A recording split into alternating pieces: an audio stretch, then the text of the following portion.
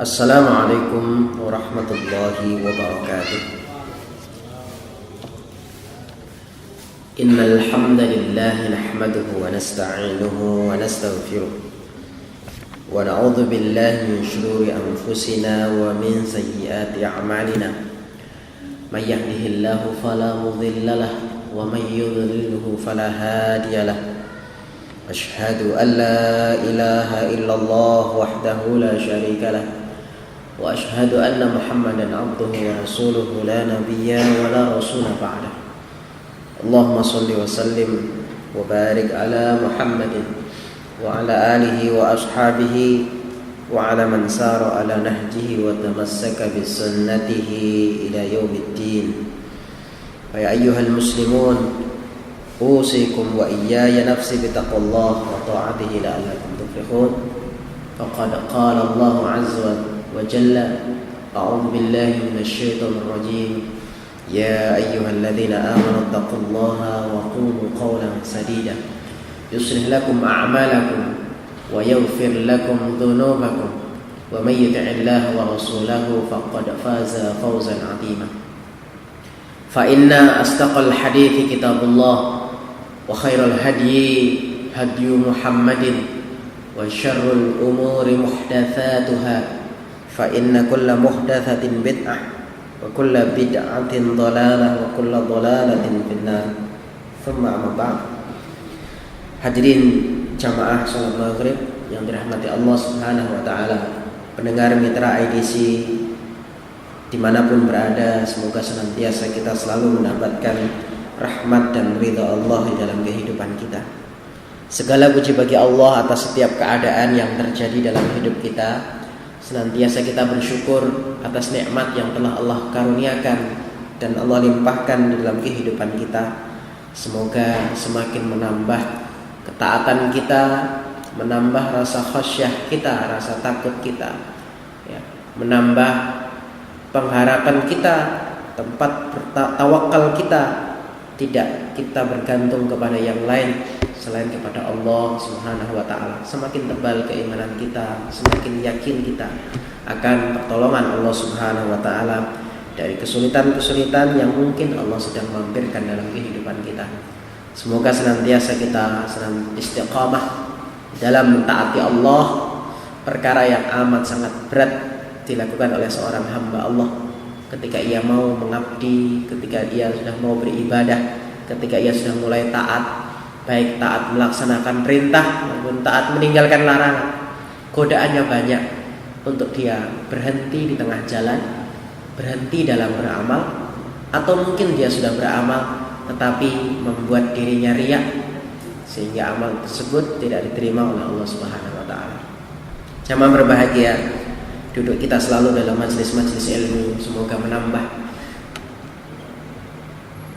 istiqamah kita, karena sesungguhnya dengan duduknya kita bersama ada saudara di sebelah kanan kiri kita yang mungkin nanti bisa menegur kita, yang akan meluruskan kita, yang akan menguatkan kita tatkala mereka bertemu kita, menjumpai kita dalam keadaan mungkin melakukan hal-hal yang tidak diridhoi oleh Allah Subhanahu wa taala. Tentunya manusia tempatnya salah, manusia punya potensi untuk berbuat keburukan, tapi insya Allah dengan kita saling nasihat menasihati dalam kebaikan dan kesabaran, insya Allah senantiasa kita berada dalam rel kebaikan, rel ketaatan sampai kematian itu menjemput kita masing-masing.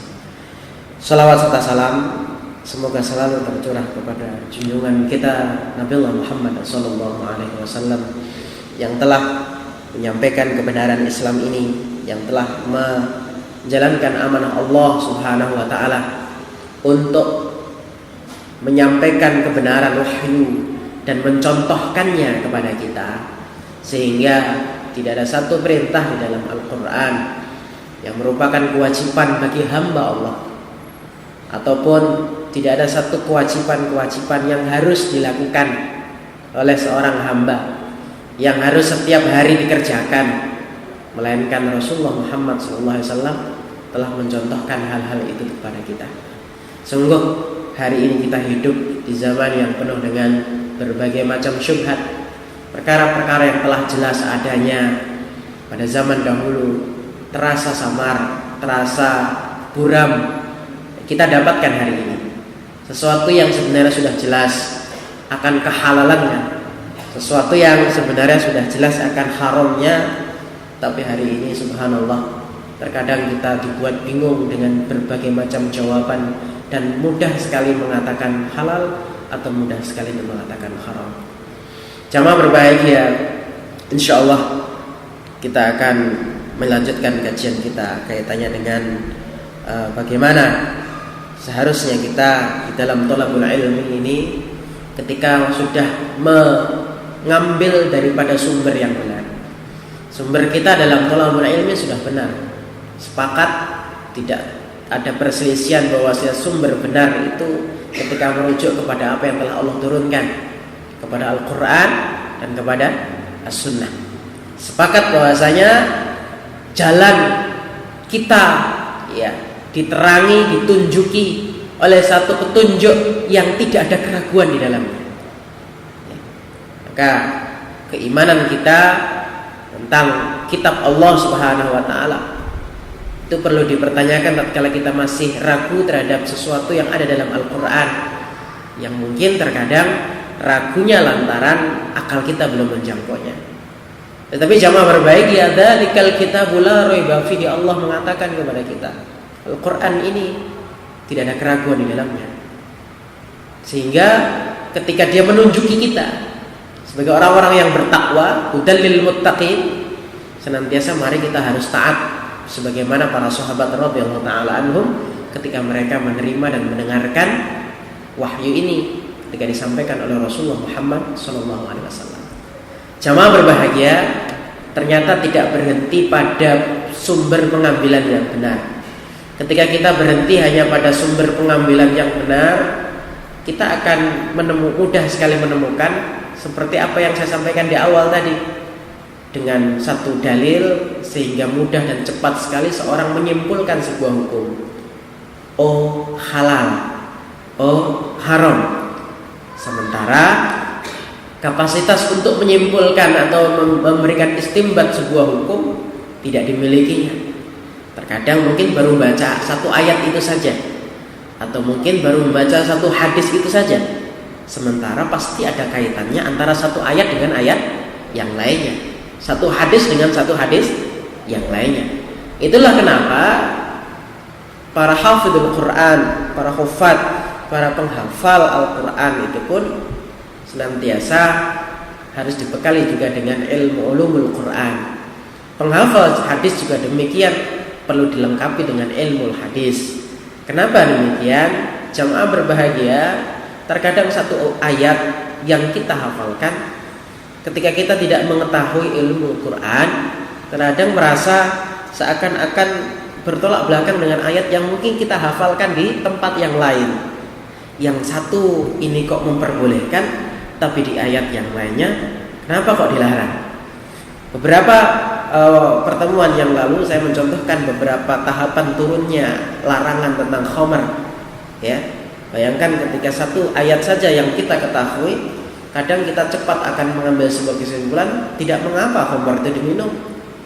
Alasannya mungkin contohnya ayat yang kita baca adalah la taqrabus sholata wa antum sukara. Janganlah kalian mendekati sholat sementara kalian dalam keadaan mabuk, belum mengerti apa yang kita ucapkan. Ya, di situ tidak ada larangan. Ya, larangannya hanya ketika sebelum mendekati sholat. Belum ada kata-kata fajtanibuhu. Ya, wajtanibu, jauhi itu. Ya. Kemudian masalah perbudakan, kemarin contoh-contoh mungkin sudah saya sampaikan.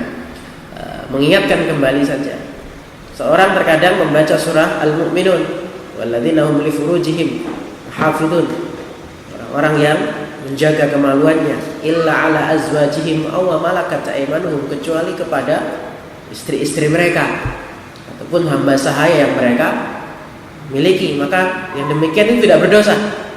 Ya. Bayangkan kita hanya membaca satu ayat ini saja dalam Al-Quran, yaitu surah Al-Mu'minun, tentang ada kata-kata hamba sahaya. Seorang terkadang mudah sekali mengambil sebuah kesimpulan. Oh, berarti pembantu tidak apa-apa, sama dengan status dengan istri. Ya, contoh ya, contoh karena dangkalnya ilmu atau mungkin baru ayat itu saja yang dibaca, dan kita kebingungan gimana ya Islam ini, kok ini dibolehkan ya, illa ala azwajihi aw ma malakat imanuhum, istrinya, kemudian hamba sahayanya. Padahal jamaah berbahagia begitu pun dengan proses turunnya ayat-ayat tentang masalah budak. Pelan-pelan Islam itu menghapuskannya. Maka hari ini tidak bisa seorang itu mengatakan sama pembantu dengan budak. Ya. Padahal Islam itu pertama kali menurunkan ayat di dalam Al-Qur'an tentang masalah budak itu adalah kewajiban seorang yang memiliki budak wajib untuk berlaku baik. Belum dilarang. Ya, belum dilarang.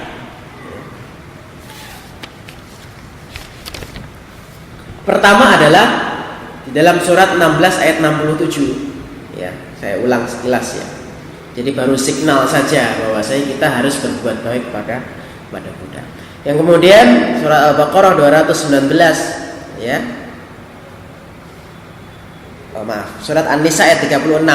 Ya, pertama kali perintah untuk berbuat baik kepada budak. Perintah berikutnya adalah hadis-hadis Rasul sallallahu alaihi wasallam yang menyebutkan bahwa saya contoh ketika didapati seorang budak disiksa, dianiaya oleh tuannya, maka Islam mengatakan dia bebas. Atau ya, kasus yang lain adalah ketika ditemukan bahwasanya ternyata budak yang dimiliki, yang dibeli tadi, setelah diteliti ada jalur keturunan, ada hubungan darah, kok ternyata keluarga, gitu ya, maka otomatis dia menjadi bebas. Bahkan dalam beberapa kafarah, tebusan atas pelanggaran-pelanggaran yang dilakukan oleh kaum muslimin, maka Islam salah satunya meletakkan di situ adalah membebaskan budak. Contoh, banyak dalam Al-Quran melanggar sumpah, kemudian di tengah hari bulan Ramadan suami istri melakukan hubungan. Itu kan diantara salah satu kafarahnya, pilihannya adalah membebaskan budak. Ya, bahkan terakhir itu ayat-ayat yang turun tentang masalah budak ketika Islam memberikan pos khusus tersendiri ya dalam dari Baitul Mal untuk dikeluarkan dalam rangka membebaskan budak. Jamaah berbahagia, secara bertahap Islam syariat itu diturunkan sehingga terkadang tatkala kita tidak mengetahuinya, sementara kapasitas ilmu yang berhubungan dengan itu tidak kita miliki, kita tidak boleh secara cepat akhirnya dilarang, yang tanpa kita bertanya, tanpa kita mungkin mengkaji dan mendalami bagaimana pendapat-pendapat para salafus saleh. Karena kemarin saya telah sampaikan bahwasanya mengambil sumber yang benar Quran dan Sunnah itu ala fahmi salafus saleh, ya, atas pemahaman bagaimana para salafus saleh mengamalkan dan memahaminya, ya. Tidak bisa kita berarti ayatnya demikian, menurut saya cara mengamalkannya demikian. Ya. Hadisnya berbunyi demikian, berarti menurut saya hadis ini adalah ya. Jadi kita menyimpulkan sendiri, sementara para salafus saleh, generasi terbaik terdahulu telah menjelaskan dan mencontohkan itu kepada kita. Kita tinggal mencontohnya. Ya. Siapa itu salafus saleh? Saya ulang sekilas, di dalam surat At-Taubah ayat 100 jelas mereka dikatakan oleh Allah as-sabiqunal awwalun, generasi pertama. Apakah berhenti di situ saja? Tidak, Allah melanjutkan, karena tidak semua generasi pertama dikatakan salafus saleh. Generasi yang pertama seperti apa? Minal muhajirina wal ansor, dari kalangan kaum muhajirin dan kaum Ansor, ya, mereka adalah para sahabat Rasulullah sallallahu alaihi wasallam. Jadi tidak hanya orang yang hidup pada zaman Rasulullah, karena banyak orang-orang juga hidup pada zaman Rasulullah, melihat Rasulullah, ya, bertemu dengan Rasulullah tapi tidak beriman kepada Rasulullah. Kalaupun ada yang beriman, mungkin wafatnya tidak dalam keadaan Islam, ya. Jadi man laqiya Rasul sallallahu alaihi wasallam mu'minan wa mata 'alal Islam. Siapa saja yang bertemu dengan Rasulullah dalam keadaan beriman dan wafat dalam keadaan beriman. Nah ini, jadi minal muhajirin wal ansor, walladzina taba'uhum, dan generasi orang-orang yang mengikuti mereka, para sahabat. Ya, Allah memberikan kepada mereka gelar radhiyallahu anhum wa radu an. Di ayat ke-100 daripada surat At-Taubah. Mereka itu mendapatkan titel ya dari Allah Subhanahu wa taala, kehidupan mereka telah diridhoi oleh Allah Subhanahu wa taala. Itu salafus saleh. Dalam sebuah hadis muttafaqun alaih, Rasulullah Muhammad sallallahu alaihi wasallam mengatakan khairul quruni qarni. Sebaik-baik generasi itu adalah orang-orang beriman yang hidup pada zamanku. Tsummal ladzina yalunahum, kemudian generasi berikutnya, kemudian tsummal ladzina yalunahum, kemudian generasi berikutnya. Jadi jamaah berbahagia, tidak hanya kita merujuk kepada sumber yang benar, tapi kita memahaminya sebagaimana orang-orang jahiliyah memahami, memahaminya. Bagaimana orang jahiliyah itu memahami sesuatu? Ya, terkadang ketika bahkan yang datang dari Rasul dan Nabi yang diutus kepada mereka saja, contohnya, ya, berapa kelompok daripada Bani Israel, ketika datang perintah dari Allah Subhanahu wa taala, mereka memahami sesuatu itu bukan sesuatu yang telah disampaikan oleh Rasul-Rasul mereka. Mereka mengakalinya. Ya, kalau tidak boleh hari Sabtu, boleh dong hari Jumat.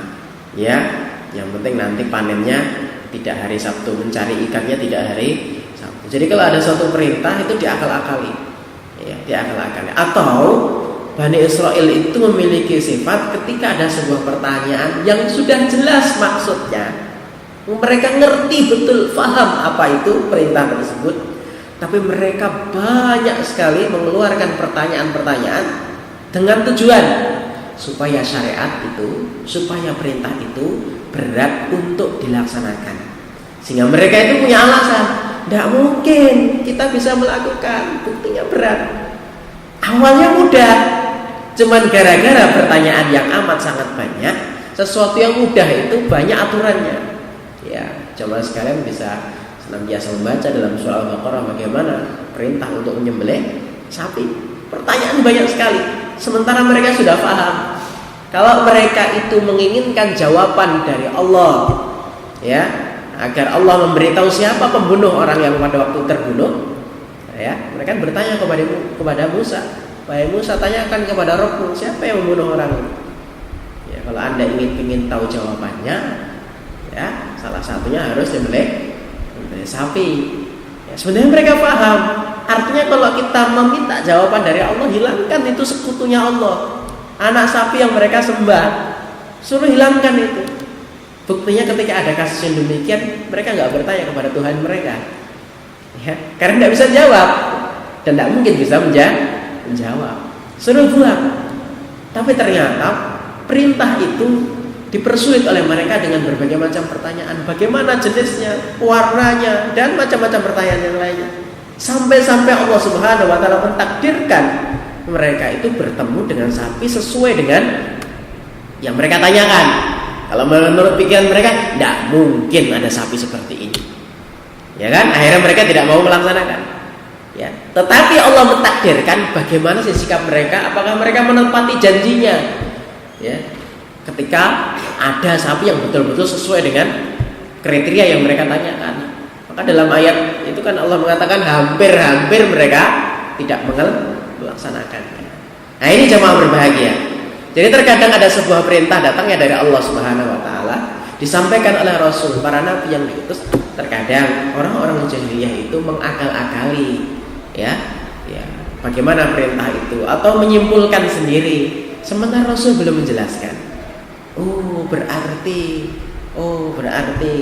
ya. Kalaupun seperti itu, ketika ditegur, ya, mereka menolak. Ini orang jahiliyah. Maka jamaah berbahagia, sekali lagi sumbernya sudah benar, maka sekarang cara memahaminya juga harus benar, yaitu sesuai dengan apa yang telah difahami dan dicontohkan para salafus saleh. Kemudian jamaah berbahagia, Allah Subhanahu wa taala telah menjelaskan di dalam surah Al-An'am ayat 38, ya, bahwasanya ma farratna fil kitabi min syai'. potongan ayatnya bahwasanya tidaklah kami alpakan ya sesuatu pun di dalam Quran ini. Jadi kami tidak pernah lupakan itu. Artinya tidak ada yang terlewat sesuatu ya, baik itu hukum, aturan ya, yang Allah lewatkan dari kitab ini ya, tempat rujukan kita ya. Sehingga ayat yang tadi saya maksud surat Al-An'am ayat 38 Allah kaitkan dengan ayat yang lain dalam surah An-Nahl surat 16 ayat 89 di mana Allah Subhanahu wa taala telah berfirman, "Wa nazzalna 'alaikal kitaba," dan sungguh kami telah menurunkan kepadamu wahai Muhammad kitab ini tibyanan likulli syai'in, sebagai penjelas atas segala sesuatu, ala kulli syai' ya, menjelaskan segala sesuatu. Wa hudaw wa rahmatan wa busyra lil mu'minin. Selain itu dia merupakan petunjuk, rahmat, kabar gembira bagi orang-orang yang muslim, busyra lil muslimin. Nah, jamaah berbahagia, oleh karena itu ketika Allah Subhanahu wa taala telah menyatakan sudah ada, tidak terlewatkan, tidak teralpakan sesuatu masalah pun ya. Masalah apa? Ketika ada seorang dokter Nasoro pada zaman Khalifah Harun ar-Rasyid, annalahu dalam tafsir Ad-Durrul Mansur diceritakan annalahu tabibun nasraniyun hadiqun, ada seorang dokter Nasrani yang beliau miliki cerdas. Beliau bertanya pada cucunya Rasul Muhammad SAW, ya, ma wajadna fi kitabikum syai'an min at-tibbi. Beliau mengatakan, ini beliau meneliti Quran itu tidak lengkap, ada yang kurang, ada yang teralpakan. Padahal Allah tadi dalam surat Al-An'am ayat 38 menyatakan ma farratna, kami tidak alpakan, tidak tinggalkan fil kitab di dalam Quran ini syai'un. Jadi enggak ada yang lewat, apapun itu. Mulai masalah dalam WC, masalah muamalah, ya, masalah rezeki, ya, masalah jodoh, masalah nikah, munakahat, masalah waris, ya. Bahkan masalah-masalah yang menurut orang-orang barat non-muslim, menurut mereka tidak ada, padahal lengkap sekali. Sampai-sampai mereka banyak meneliti tentang sunnah-sunnah yang ada diajarkan dalam Islam ini. Apa sih maksudnya? Sampai kesimpulan terakhirnya mereka mendapati bahwasanya subhanallah, ternyata syariat Islam, ajaran Islam, aturan Islam, tata cara dalam sebuah ibadah itu ternyata memberikan maslahat untuk umatnya. Entah itu sholat, entah itu zakatnya, entah itu saum, entah itu tata cara minum, tata cara tidur, ya, dan yang lain-lainnya, aturan-aturan Islam, ya, baik kaitannya masalah ibadah maupun muamalah, itu semuanya memberikan maslahat kepada umatnya. Maka tadi dikatakan dokter tadi meneliti Quran, ya, kemudian mereka mengatakan ma wajadna fi kitabikum syai'an minat tibbi, ternyata kami tidak mendapati Quran kalian itu berbicara tentang dunia medis dan kedokteran, ya, dunia medis dan atau dunia kedokteran. Dijawab, ya, bahwasanya qad jama'allahu tibba, sungguh Allah Subhanahu wa taala itu telah mengumpulkan, ya, ilmu kedokteran yang berbicara tentang masalah kedokteran, ya, fi nisfi ayatin min kitabina, hanya ada pada sepenggal ayat dari kitab Quran. Jadi ada, cuman hanya sepotong ayat itu merangkum ilmu kesehatan. Apa kata beliau kepada dokter Nasoro tadi? Apa surat apa? Letaknya di mana? Beliau akhirnya membukakan surat Al-A'raf ayat 31, ya. Jadi ada potongan ayat yang di situ merangkum tentang ilmu kedokteran. Beliau membacakan, ini kan pertengahan ayatnya, wa kulu washrabu wala tusrifu, dan makanlah kalian, minumlah kalian, jangan berlebih. Sehingga para ulama dan mufassir menyimpulkan konsep kesehatan dalam Islam itu sumbernya ya dari ayat ini. Satu halal, 2 baik, 3 tidak berlebihan, tidak israf. Ya, ada yang dia sudah tidak berlebihan, makanannya sudah baik tapi tidak halal, nggak baik juga. Ya, dampaknya di mana? Tubuhnya akan lemah untuk melaksanakan perintah Allah, meskipun kenyang, meskipun sehat bergizi, meskipun tidak berlebihan, dia diet, dijaga betul dietnya, tapi tidak halal. Ya, mungkin bisa menambah baik untuk jasadnya, tetapi bertambahnya daging yang tumbuh dari situ, berkembangnya daging dari situ tidak membuat dia ringan untuk melaksanakan perintah Allah. Beberapa kali saya menyampaikan tentang masalah ini, makanan yang halal. Ya, jadi halal, baik, kemudian tidak berlebihan. Jadi para ulama menyimpulkan dari ayat ini, konsep kesehatan dalam Islam itu ketika kita memadukan 3 hal. 1, halal, yang kita makan itu halal. Yang kedua, baik, jadi halalan thayyibah. Kemudian yang terakhir adalah tidak berlebihan. Ada yang sudah halal, baik, berlebihan, ya sama saja, Pak. Ya, yang halal, ya baik, tapi berlebihan, ya nggak bisa. Ya, maka jamaah berbahagia, sebenarnya lengkap. Ya, betul-betul Allah tidak alpakan. Ya, masalah di dalam Islam ini. Ya, ini. Oleh karena itu dari sinilah jamaah berbahagia sekali lagi menambah keyakinan kita akan satu panduan hidup yang Rasulullah Muhammad SAW menjanjikan kepada kita, lang tadzillu abada. Kalian berpegang teguh kepada keduanya, nggak akan sesat selama-lamanya. Baik itu masalah urusan dunia, bagaimana supaya tijarah kita, perdagangan kita tidak rugi contohnya. Subhanallah, mengatur dalam Islam.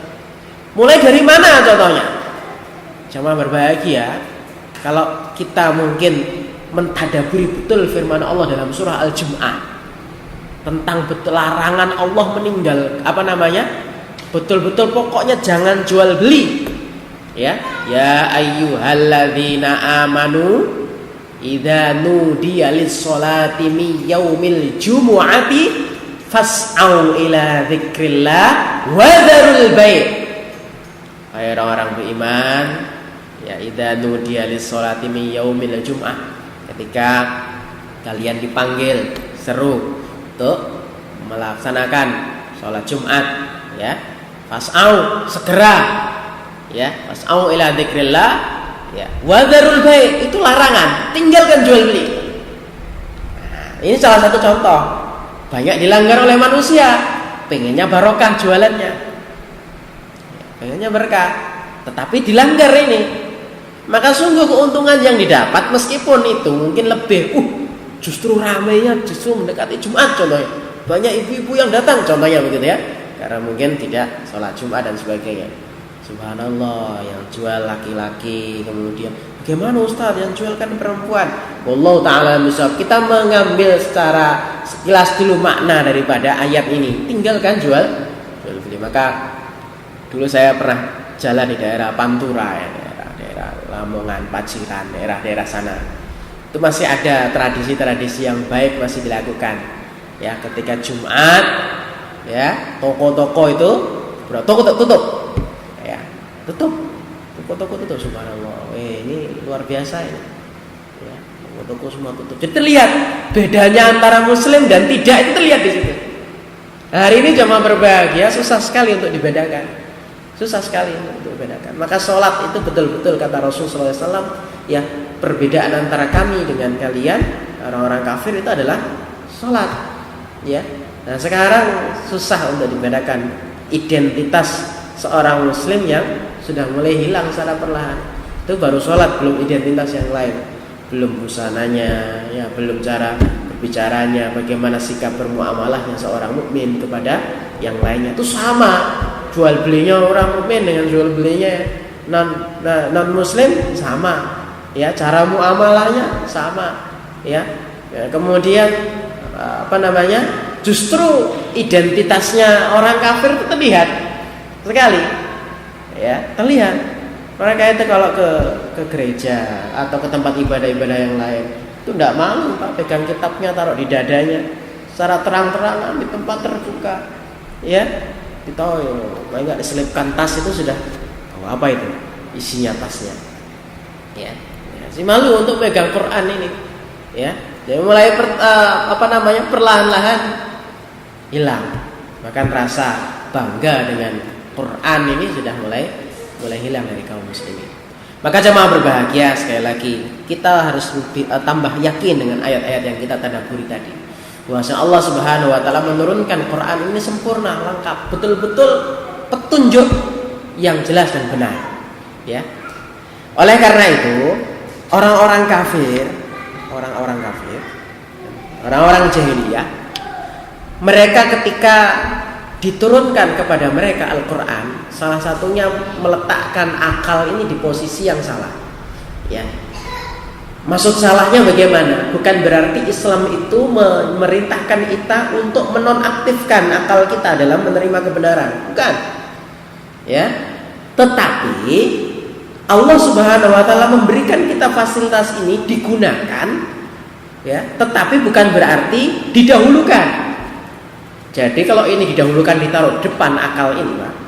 Ada sesuatu ceramah, ayat, hadis, kita dengar. Kalau ini taruh di depan, nanti yang nggak masuk akal kita tolak duluan. Kalau dia di depan, bukan berarti dinonaktifkan. Karena Allah Subhanahu wa taala menceritakan tentang isi penghuni neraka jahanam dalam surat Al-A'raf ayat 179. Itu salah satunya ketika orang menonaktifkan fungsi indranya.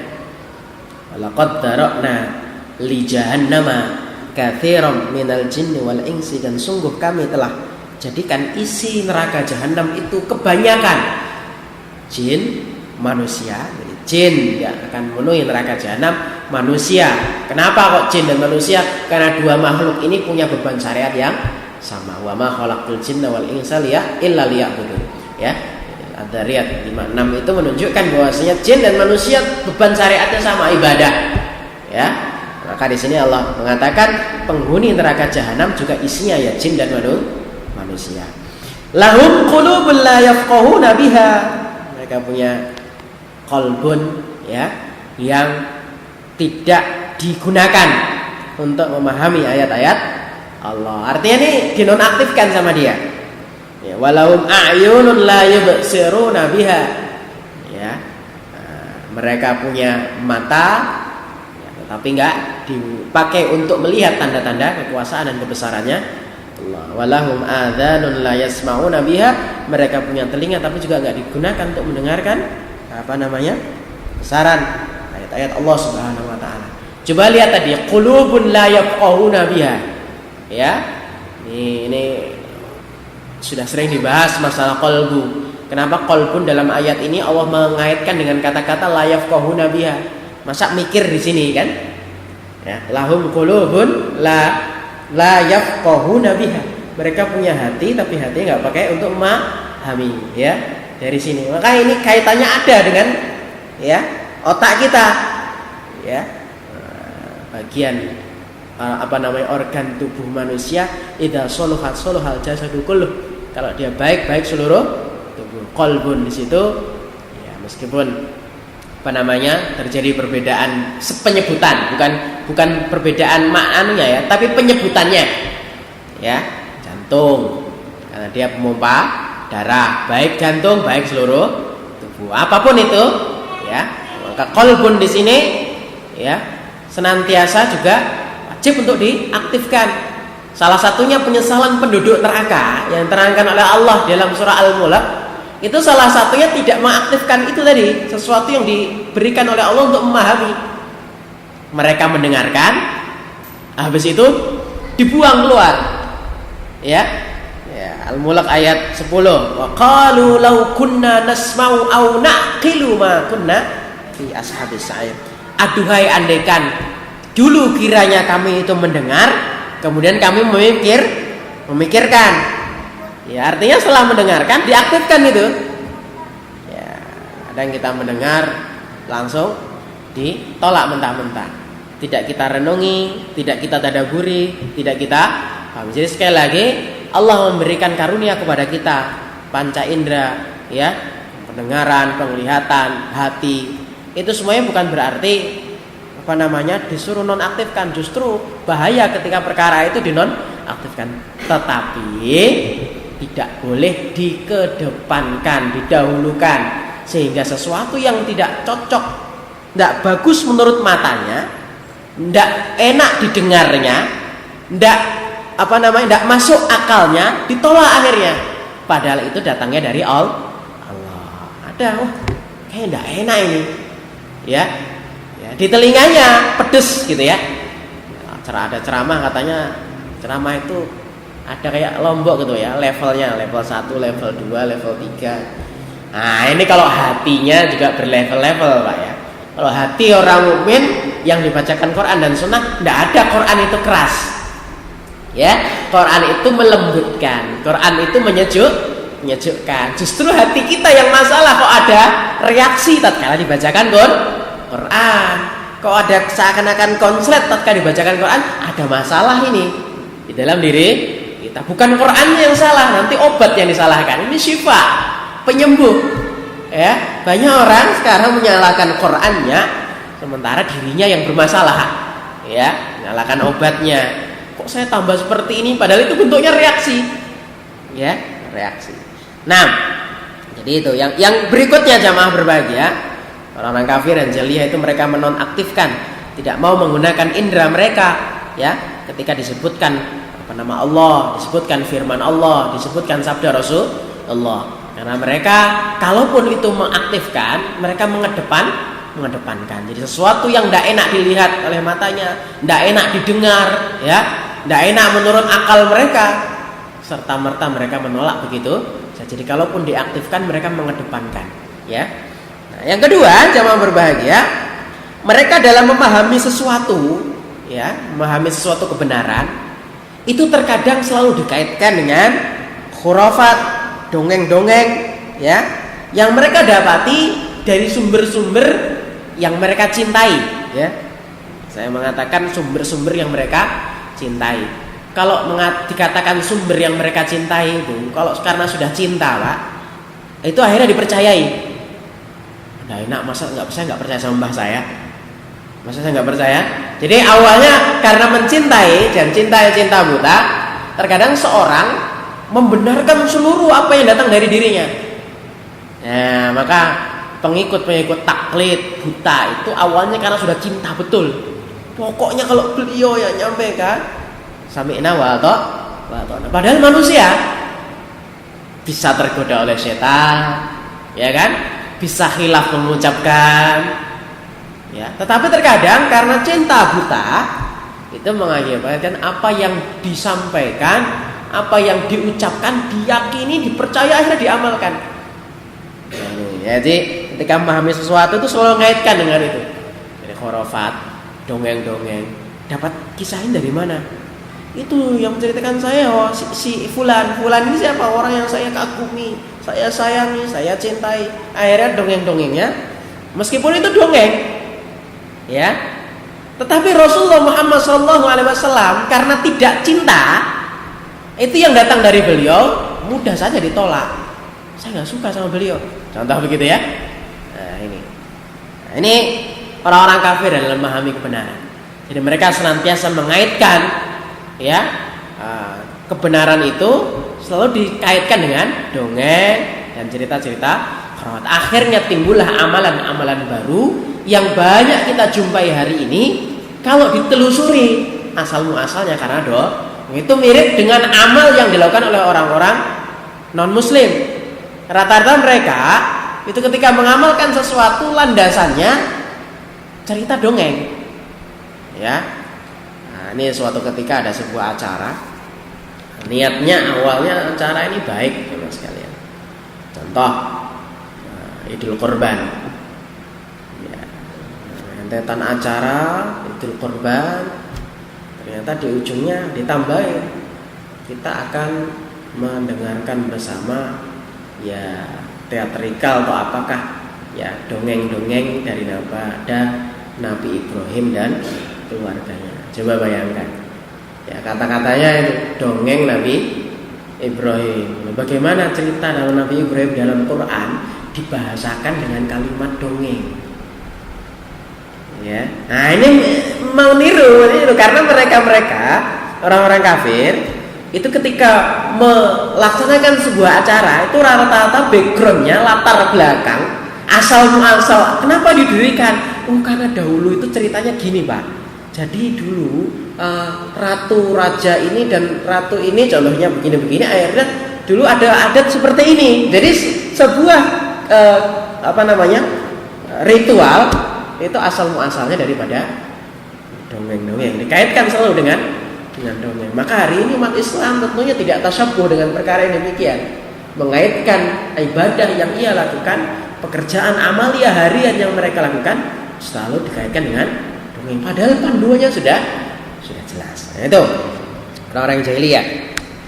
Kemudian jamaah berbahagia, ya, mereka juga ketika melakukan sesuatu dalam perkara-perkara ibadah senantiasa mengaitkan dengan perkara-perkara yang kaitannya dengan perkara-perkara yang gaib.